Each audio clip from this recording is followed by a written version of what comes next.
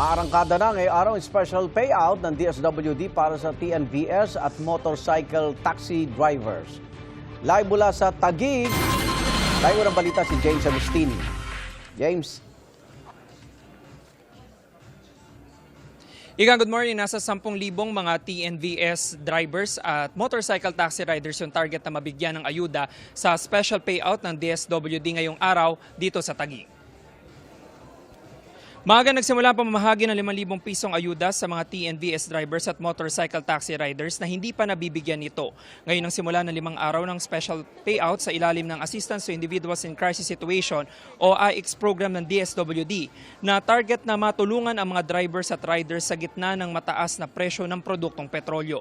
Ang Transport Network Companies o TNCs ang nagbibigay ng listahan ng mga kwalipikado para sa ayuda. Kailangan lang masiguro na nasa listahan ng driver o rider at may photocopy ng driver's license. Mabilis naman ang nagiging proseso at walang siksikan. Ang ibang motorcycle taxi riders na amin nakausap, ngayon lang makakakuha ng ayuda dahil wala raw sila sa listahan noong mga nakaraan. Malaking tulong dahil marami ding paggagastusan ngayon.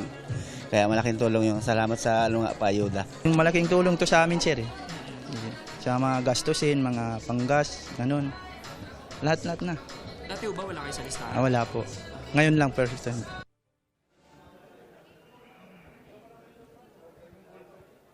Samantala, maliban po dito sa Taguig ay meron din special payout ang DSWD sa San Juan ngayong araw na target din mabigyan ang nasa 10,000 mga drivers at riders. Yung Manilitas mula po dito sa Taguig, James Agustin, GMA News.